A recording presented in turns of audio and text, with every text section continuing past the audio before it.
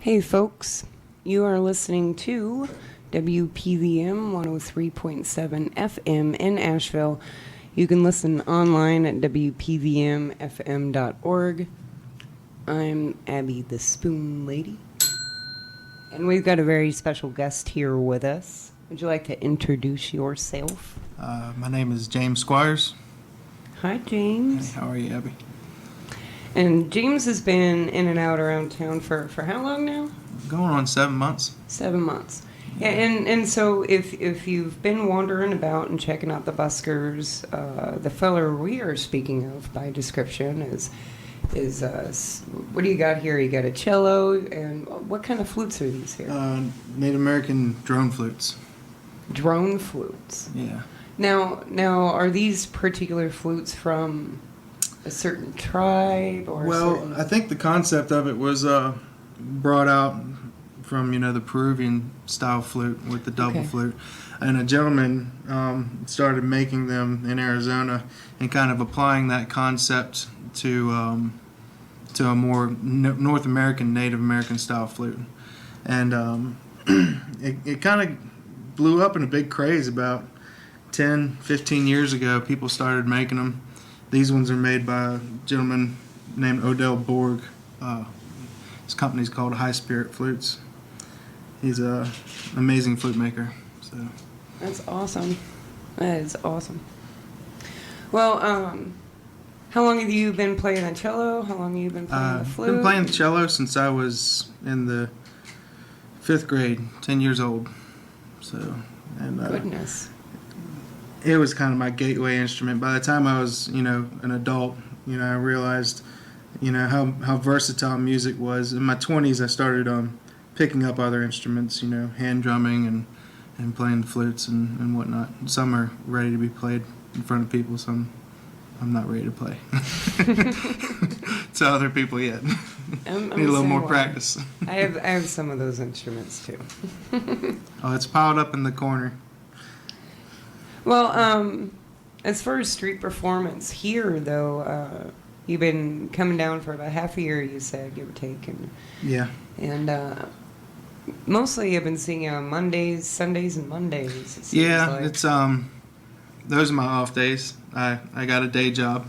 That's why I had to relocate here. I work for the railroad, and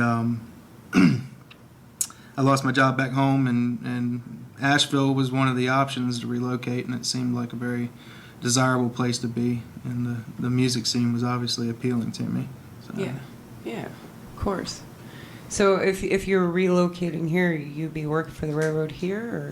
Yeah, I work second shift at the railroad, and then Sunday, Monday I have off, and I get up as early as I possibly can, being a second shifter, and drag myself into town and try to play as much music out here as possible on my days off. So.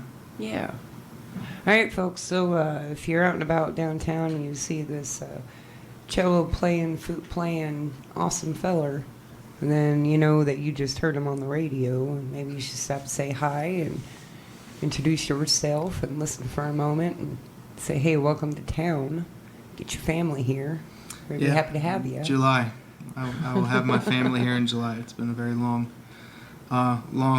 road being away from them for 7 months. It's very difficult. Well, let's give our listeners a little taste of what you're doing. What do you feel like playing first? Do a little something on a cello first. Cool. It's actually a song I wrote shortly after getting here. It's called A Song for Catherine. And who is Catherine? That's my wife. Oh. Getting to missing the wife, you start doing stuff on your instruments for her.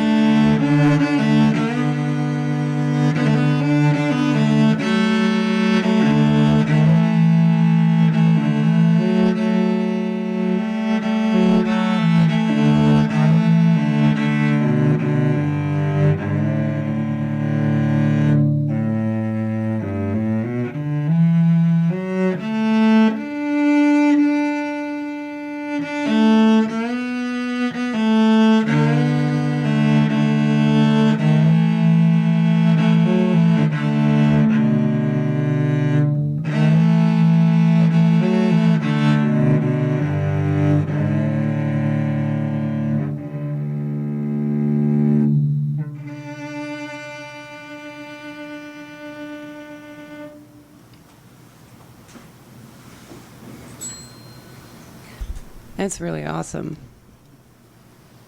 Thank you.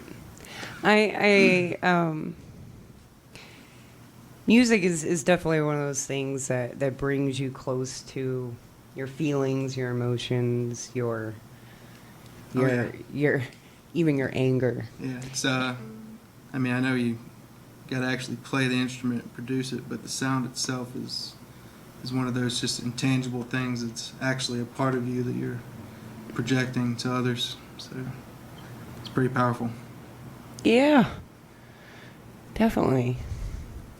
When you write music, for the most part, what kinds of things inspire you? Usually it's just a thought, some sort of thing that I notice, and I'll get to thinking on it and thinking on it.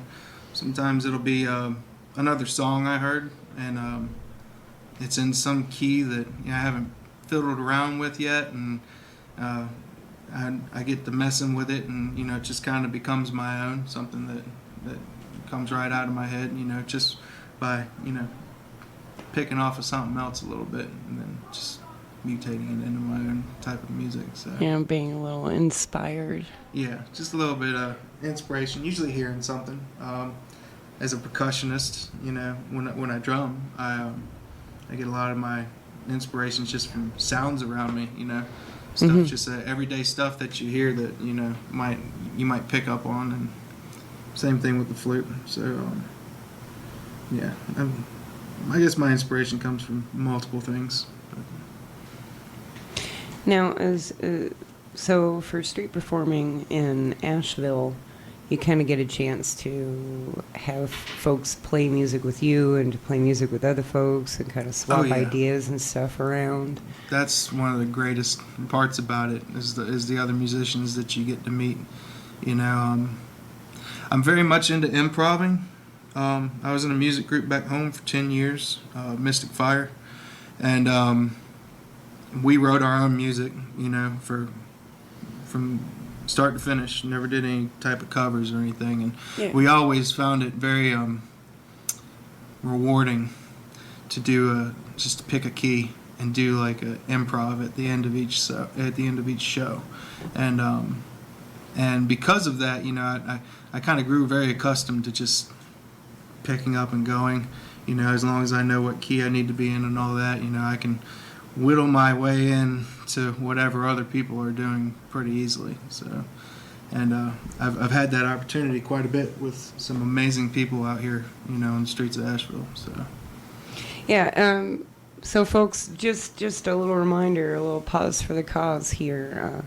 This is another good reason and good example why it's important to keep a fairly unregulated busking system in Asheville.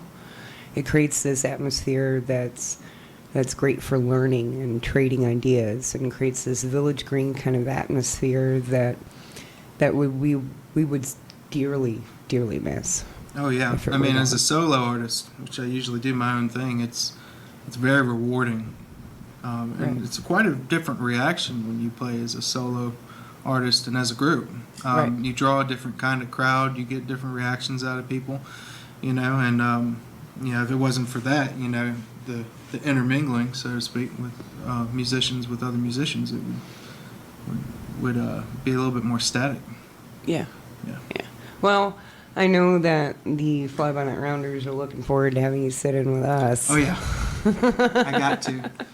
Yeah, we're pretty stoked about that. So folks, be looking out for James sitting in with us, hanging out and playing some jug band tunes with us.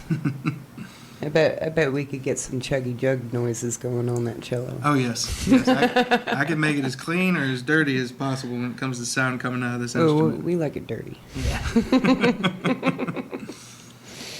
Well, as far as the music you listen to, though, I mean, what kind of music are you into? Pretty much anything. When it comes to music, I have my favorites, but I'm a very open-minded person when it comes to music, because music is an open-minded thing. It's a versatile thing. It can be expressed in so many different ways, so I'll give anything a listen. Of course, I love Celtic music. I love bluegrass. anything with great percussion in it. Native American music, obviously. I can listen to Native American flute music until I'm blue in the face. But, you know, I rock, heavy metal, gospel. I mean, it doesn't matter. I listen to just about anything. Sometimes I just flip through the radio and stop at whatever. So Yeah, that's awesome. yeah, gives you a fresh outlook too, especially if you're hitting a musical wall. So Well, you want to do another one? yeah, I'm gonna go ahead and pull out one of these flutes and do a little something on it. This one's called Two Makes One. It's a triple flute, so it's got 3 barrels on it, and one plays the root note of the scale, and the other one half the melody and full melody. So you can do some versatile things on it, and kind of give the instrument more than one voice. And the concept of it is that you start off with 2 separate voices, and by the end of the song, they become one.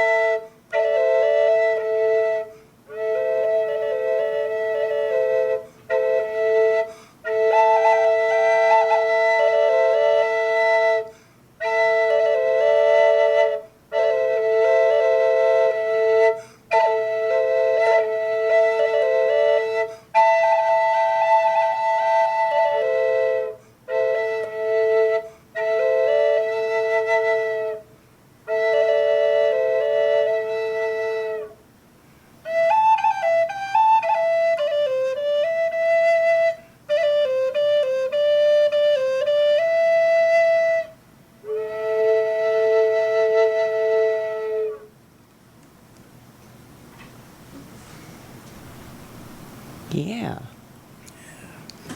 Leaves you with a mellow feeling. Yeah. Do you feel like you get very different reactions, one instrument to the other? Oh yes. It's funny, you know, how certain sounds from certain instruments will stop a person dead in their tracks, and other people will just keep on trucking right on by you. And that's just a great part of being able to play a different instrument from time to time, and I switch it up while I'm out there playing. Just because it's great to be able to attract different people with different interests, and you wind up meeting a lot of interesting people that way. It's funny. The cello seems to attract people who are a little bit older, believe it or not, age-wise. It's interesting. Some people seem appreciate the sound of it more. I can't explain why, but the one constant, no matter what I'm playing, and I think the greatest joy of playing to another person is it doesn't matter what you're playing when you grab the attention of a child. And you see the expression on their face and how happy they are and how interested and intrigued they are. Playing for a child is probably better than playing for anybody else. And plus, they force their parents to stop and listen. So. Yeah. Have you ever been blessed enough to have that situation where you have that child who's so intent on watching you that every time his parents try to take him away, he just has a temper tantrum or refuses to go, or sits down fit on the ground? Or... Oh yeah, kicking and screaming. So yeah, that's a really a great part of it, because they're just so pure and everything is so new to them that they really understand music in a way that as adults a lot of us forget. So. Yeah, and it seems like a lot of these social aspects that surround busking don't pertain to a child's mind. No, all they hear is the music. Right, they don't see the politics around it. They don't see, this is a performer on the street. They don't get those ideas as to what is and isn't a professional musician. Because there are all these misconceptions. And appearances. I mean, they don't, when they hear the music, I've noticed that children don't care about what your appearance is. Yeah. They're just happy you're doing it. Yeah. I mean, it's, and that is, sharing your music with others. I mean, that's probably the biggest reward, is when you get a reaction from a person like that. And you get it from children more than just about anybody else. So. Yeah, and another quick pause for the cause, folks. There isn't a lot of stuff for children to do downtown. We got the museum, we've got a couple of theaters. Ice cream joint. Yeah, we got some ice cream, stuff like that. There is a pinball museum up yonder, and that's pretty cool. But for the most part, as far as kids seeing music, the majority of it for a child in Asheville is going to be on the street. And so tip the performers that you like, that you feel portray, good things for your children to be seeing, and kind of keep those performers around by doing so. That's how we perpetuate the goodness that's on the street, is we keep it going that way, and let them and even if you don't have a few bucks, it's not always about money. No, it's not. I mean, it's therapeutic just to be able to play music for other people. Stopping and saying thank you, or even a nice smile, it goes a long way with a performer. Oh yeah, I've gotten some interesting things in my basket. Yeah. Yeah. Thank you card. Yeah, I've got a cup of coffee before. I mean, it's just, it's really just, sometimes it's random stuff. It's not always about the tip though. I mean, me personally, if I couldn't play for people on a regular basis, I almost feel like I'm suffocating. Yeah. It's something that I just feel deep down that I have to do, is you share it with other people. Music isn't something you play by yourself behind a closed door, and you gotta share it. You gotta express it to others. So I'm so glad you're here. You want to play another one? yeah, I'll play another one. That'd be awesome. Let's go back and forth. Flute, cello, flute, cello, flute, cello. Yeah, flute, cello. why not? Now, do you have music in your family? Do I have music in my family? Yeah. Well, my brother's a clarinet player.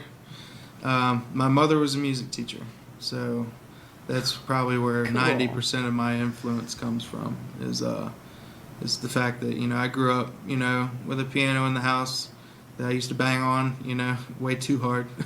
Yeah. As a kid, listening to my mother sing 70s songs on the guitar and stuff like that, and she taught music probably, and she taught for almost 40 years, and at least half of that was teaching music. And it's a lot of my inspiration comes from my mother. So yeah, definitely a musical family. Okay, let's do something a little bit, I don't know, dark.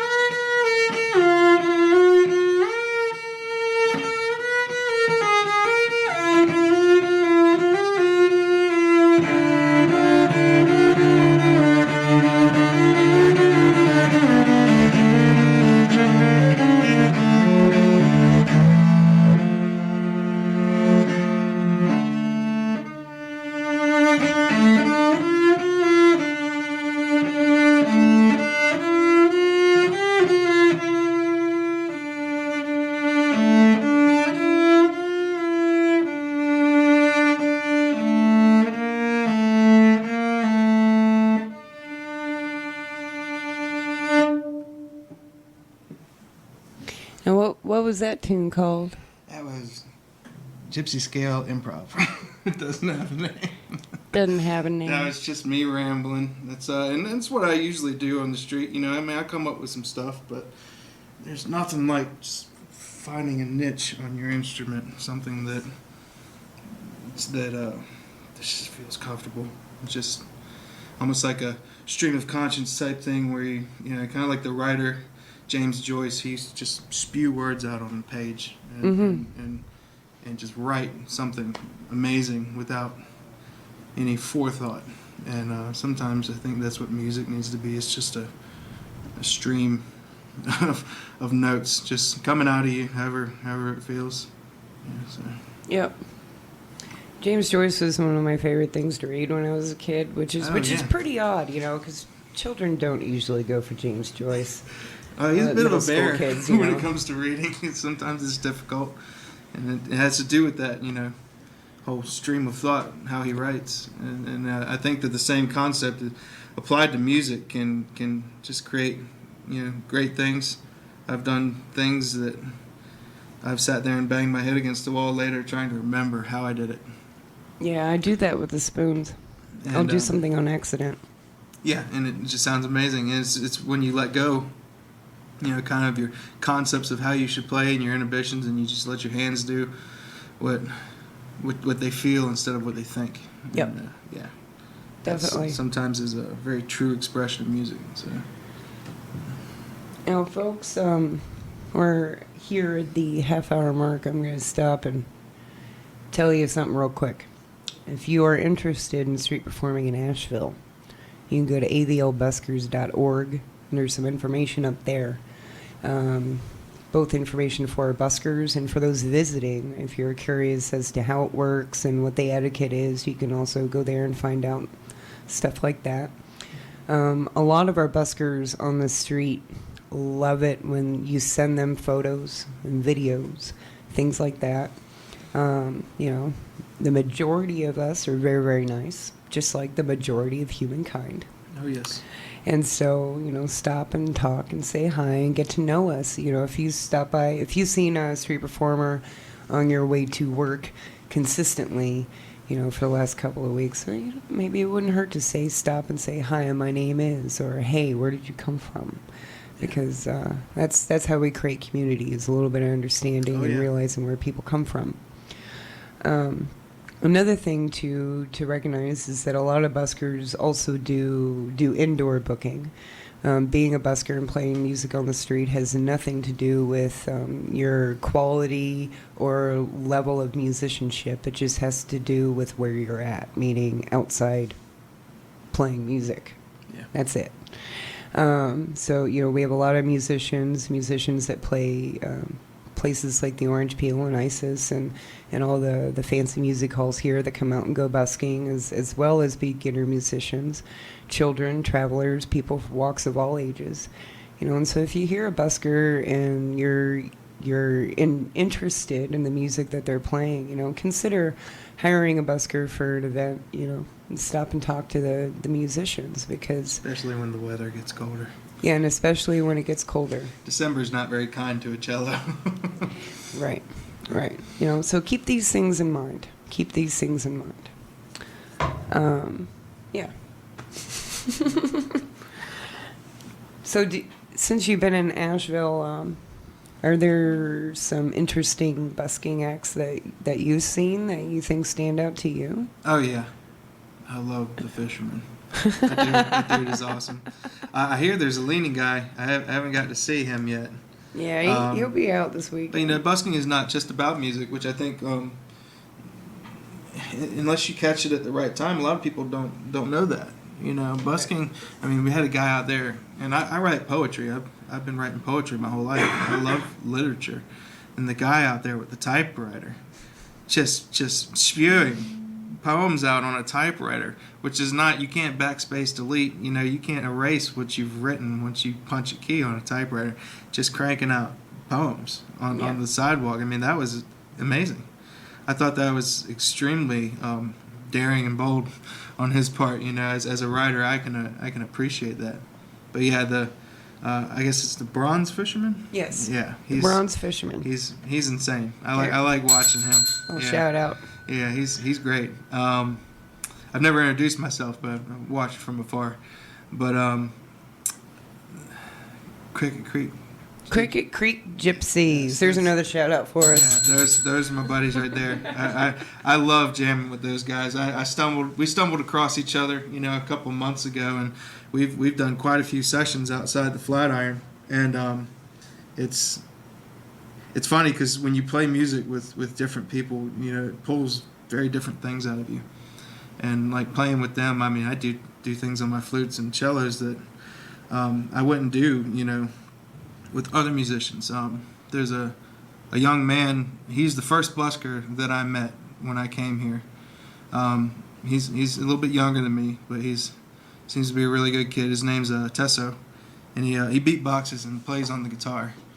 And I think that is absolutely sick. And I met him freezing my butt off. I think it was at the beginning of December. Out there at night playing my flutes, and I don't think I had seen a person walk by in about a half hour, and he strolled up on his guitar, just dropped down, and we started playing like we'd known each other for about 10 years. And that was a good friendship made there. He's a good person and a talented person, and I play flute with him sometimes, and it's completely different than when I do it with Cricket Creek. So. Now, something I wanted to mention about Tesso, this is pretty cool, in which we are going to get him into the radio. So I had a chat with him yesterday about it. You can get two of us in here if you want. Yeah. I mean, y'all have something interesting you want to bring in? Oh, yeah. We want it here. That's for sure. But recently, last month, our band, the Fly By Night Rounders, we went to Chattanooga, and we were going down there to do an event at the Chattanooga Choo Choo, but also to talk to this group called Soundcore that has been trying to promote busking within the Chattanooga area. And they had a bunch of folks come from the Chattanooga Convention and Visitors Bureau. They put them on buses, and they came up here to Asheville, and they visited everything from the breweries to the hiking trails, and they even set up a meeting with the buskers. And, they wanted to know, how do we get more performers, and how do we enhance our music scene down here? But when they were here, the one busker that stood out to them the most was Tesso. They just kept talking about him over and over again, how awesome he was, how they kept saying, just how sweet and well-spoken. They were just really taken aback by him. He's very personable. Yeah. He really does see people. I've been playing with him, and literally just some random person walked by, and he just says something kind to them or asks them a question, kind of pulls them in, and then he'll just pull lyrics out, just for that person. And it's literally for that person, and he's spewing out stuff, about their appearance or color of their eyes or how they seem to him, in some sort of positive manner. And he makes an impression on a one-to-one basis with people when he plays to them sometimes. Exactly. And I think that's a gift. It's a real gift. Yeah, he's super talented. Talented. Yeah. So. I mean, if I could beatbox and play the cello, I would, but that's a coordination issue that I'm having problems with. Yeah, but folks, look forward to hearing the announcement when he's coming on the air, and make sure to mark your calendars, because it'll be a show that'll definitely keep you entertained. Oh yes, because he's a fun kid. He's been around for a moment. I think this is second. He got here around the same time as I did. Really? Yeah, we kind of bumped into each other, both new in town, so. That's awesome. Well, you want to play another one? Yeah, we'll do another flute song. It's called The Gateway. The Gateway. The Gateway. A little kind of ethereal, old world feel to it.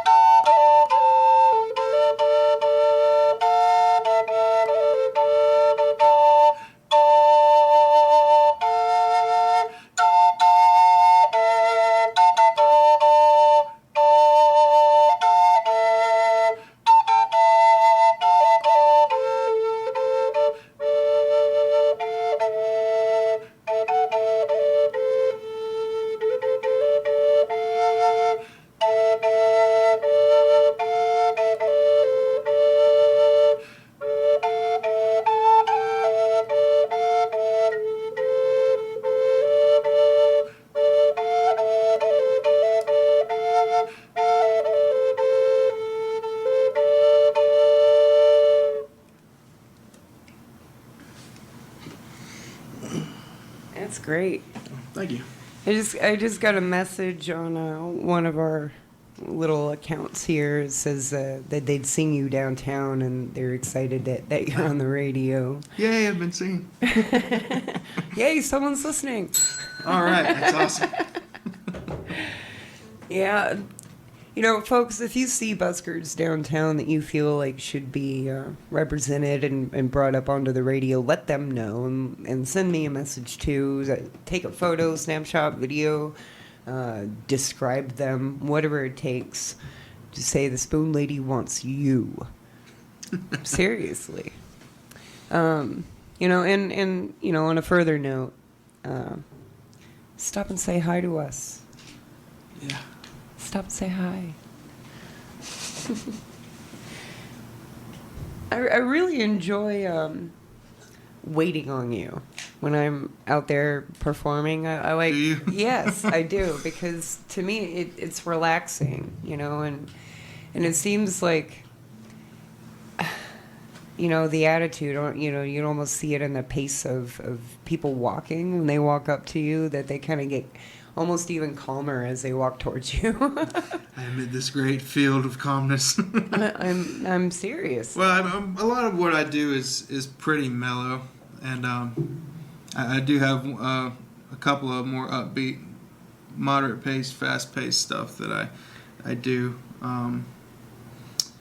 I actually had a flute song that I came up with shortly after being a street musician, and the entire tempo of it came from watching people walk by, and a lot of people have, you know, that kind of determined pace. They got that destination fever. They got to be somewhere, you know, whether it's work or home or a meeting, and you know, I just was watching their feet kind of, you know, hitting the pavement.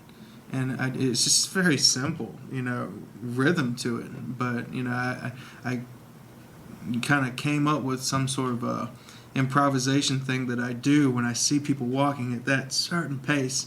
It's like I almost start mimicking their footsteps as they go by, you know. So Right foot, left foot, right foot, left. That's right. That's right. But yeah, it's I guess that would be a source of inspiration, and a new one for me. People watching. Yeah, the people that I see, the people that go by, you know, just their demeanor, the way they carry themselves, their appearance. You know, some may, you know, notice you, and some may not. You know, some people just keep on walking. You got folks who have headphones in, you know, running, cycling. But you know, each one of those people, you know, they all different walks of life. You know, you get some sort of inspiration, just the vibe and the feeling you get off of passerbys. So Yeah, definitely. And it's strange weekend to weekend how the feeling will change. Oh yes, You know, yeah, versus like what's going on around town, what's time been of in day the news. too. I mean, the night scene and the day scene. You know, played them both, and different folks, Definitely. different moods. So Yeah, and you know, folks, remember when you're downtown floating around that street performers are out there because they want to improve themselves, because they want to share with you, and also because they want to meet people. oh yes. And that's a big part of it. You know, people watching, learning about the human experience, learning what people give and take from music, and from what you're doing. And folks who have been street performers for a decent amount of time become really, really good stage performers because they kind of learn a few of these ins and outs and tricks of the trade that you don't normally get if you're only exclusively playing on stage. Yeah, going from set to set, song to song. Yeah. So. It's good practice. It's paid practice. It is, and it's great practice. I have a beautiful wife and 4 children, and they consume, you know, my life, my reason of being. Before that, though, you know, the only love I really had was music, and music was my first love, and my family was my second, but they're now my primary love. You know, I'm here because of my family. You know, I'm here playing music. It's very therapeutic to me. Falling back on music. In a hard time in my life, and it's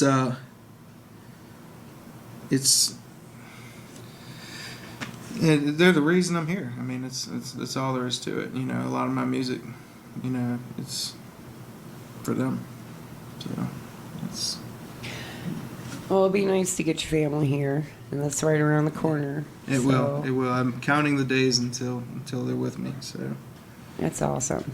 Yeah. Well, we can't wait till y'all get down here, so hurry up. Yeah. And the reaction I get from children, when they hear my music, I miss playing for my kids. I got a 2-year-old son back home, and I have a younger daughter. She's gonna be 10 in December, and I used to play music to her every day, and not being able to do that for my youngest, it brings me great joy when I actually get a reaction out of a kid on the street, because at least I'm playing for someone's child, So. What do you think they're going to think about Asheville and street performing and doing all that? You think they're going to have fun with that? Well, my youngest daughter, she's pretty stoked about it. She's very musically inclined. She hasn't started learning anything yet, but she loves music, and we caught a couple of busking performances down here when they've come to visit me once or twice, and she seems to like it a lot.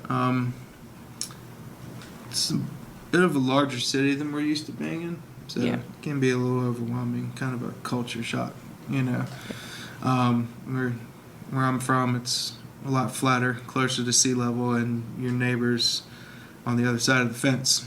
Yeah. Here it's quite different. So the geographical aspect of it I think it's going to be a little overwhelming at first, but I think they'll grow to love it. So. Well, there's lots of stuff to do here in general, especially if you're a nature lover, music lover, food lover. We love to hike. We love being outdoors, so I don't think we'll have any problems. And I mean, I'm not exactly a skinny guy. I love food. So. Great food here. Yes. There, I have eaten some delicious food since I've been here. So. Now, I've got to ask, and just out of curiosity, now, your profession working for the railroad. Mm-hmm. Now, as you've been busking, I'm sure that you've met a lot of freight riders, travelers, and most folks that are from here or been here a while know that although the busking scene and the traveler scene aren't one and of the same, they do run parallel. Yeah, and they intersect with one another quite a bit. Yeah. Do you ever get strange reactions from freight riders, travelers that are busking when you tell them that you work for the railroad? You got. I mean, I guess you could. The basic way to coin the phrase would be a wandering musician. Yeah. And I've bumped into quite a few, and we get to talking, get to knowing each other, play some songs together, and in that talk and conversation, my job comes up, and I've had people get a little standoffish with me a little bit. I work for the railroad, and they're like, oh gosh, I better not talk about riding on a train. So it's as my job at the railroad, it's my job to tell you can't be on a train. Right. You can't be on the property. I mean, it's right. And on that note, folks, myself, I want to make very, very clear that it is 100% absolutely dangerous to do so. And that in no way, shape, or form do I advise or promote doing so in any way, shape, or form. Not only is it rough on you, rough on your body, but it's also a felony. And so you just shouldn't do it. And so I'm going to put that out there, and that's where I'm going to leave that statement. Yeah. Is that Spoon Lady says no. Those trains are dangerous. They will right. take back and they will take away from you and not give back. Right. They do end lives. Right. So just want to put that out there, with that conversation. Yeah. The idea here is to promote understanding, not traveling. Yeah, exactly. Well, yeah, we got about 10 minutes left. You think maybe we should do another tune? Yeah, we can do another tune. I'm always open for that. That'd be awesome. I'm gonna use a different Native American flute here. It's a drone flute still, but it's in the key of B. Now, every flute is a different key. Is that the way it works? Yeah, when a flute maker cuts a flute, he cuts it to a specific scale. These flutes are in a pentatonic minor scale. The one I've been playing on so far in the show is a pentatonic minor. This one's a B pentatonic minor. So do a little something on it. It's got a little bit of it's made of birch, so the notes and the wood of a flute, I might add, changes the timbre of the note, the way it comes out. Just as like if you were to muffle a saxophone and unmuffle it, you can dampen a drum and have it crisp and clear. You can put a rag over it and make it have a soft tone. The wood of a flute is very important. The one I've been playing on so far is a cedar, which is a much softer wood, so it holds that resonance of the note in a warmer way. This one's in birch, which is a much harder wood. It's a little bit more crisp and clear.